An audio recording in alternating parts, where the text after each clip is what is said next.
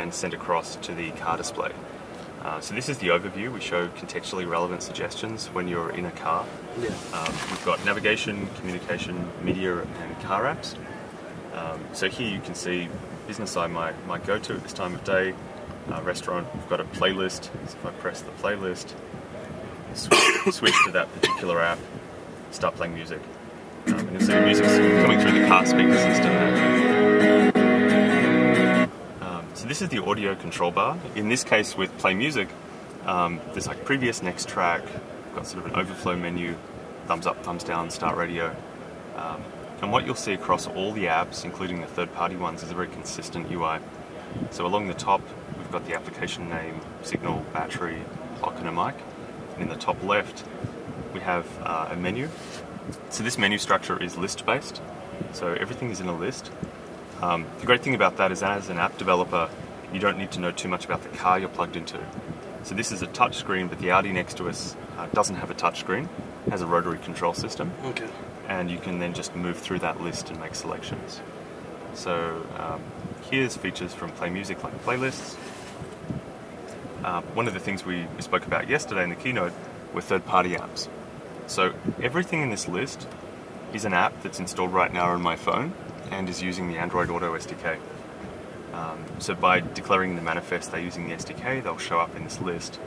If we look at, let's say, Joyride,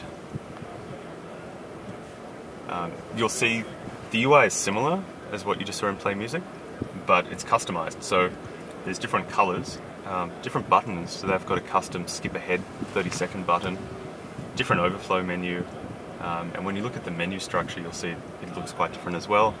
Different colors, different icons, different categories. So the app can really extend into the car and not just play and pause music and control music. If we look at, say, Spotify, you see again different color scheme, Spotify sort of menu, so I can look at my music, playlists that I would get from Spotify on the phone. If we look at Maps, so it's Google Maps adapted for Android Auto.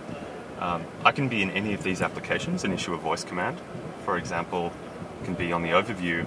This car has a button on the steering wheel to turn the mic on, which is actually up here. Okay. So we're not relying on the phone's mic. So if I tap this, navigate to Alamo Square. Navigating to Alamo Square, San Francisco. It'll load the right app, find the route, Head take toward into account 4th road Street traffic, northeast on and Minna start. Street. So we're simulating a route here because In obviously we can't 600 drive. feet, use any lane to turn right and this onto will show you 4th how long it will Street. take to get there. So is that using completely on the phone? So there's no GPS, or So- it doesn't need to be GPS in the car? Yeah, so I'll explain that Use in any a lane to minute. turn right onto 4th Street. So we've got a heads-up notification here as well. So if I'm on the phone at the time, I can just see that this is going on because I may not be able to hear the turn-by-turn. But in terms of the sensor data, it's a good point.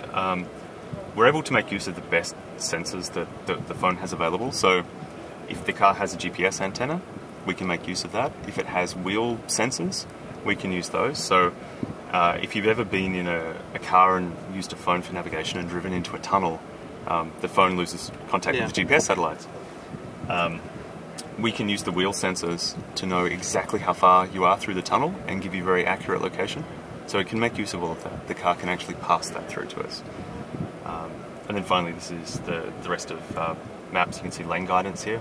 So we're turning right, but don't have to use the rightmost lane. Like any of the 3 right lanes will work. And then you can also just quickly quit out of navigation. You can see suggestions, categories, those sorts of things from Google Maps. You can turn traffic. Does on this or off. also have a browser built in? No. Okay. And so the other thing is, a lot of times when you say "Okay, Google" and ask it to do a command, it asks you to confirm it. Right. At least on mobile. Does that confirmation go away on this? Yeah, so we don't use OK Google. It's quite it's much easier as a driver just to hit a button. Yeah. It'll have very similar prompts to what you would see on your mobile phone. Okay. So an incoming message might be there. You tap that, it will read it to you. Tap this, say reply, and then the message, and it will confirm it as well. Okay. It's that confirmation step. But the whole experience is built around not having to actually touch the screen. You Yeah, can do everything just through exactly. voice. So you can't type a text message, for example, as a reply. It's all through voice. Okay. So you'd see an incoming notification, and if you decided you wanted to, you could pull over and disconnect and send someone a message, or just use voice. Okay. Yeah. All right. Thanks. Thanks. Thank you.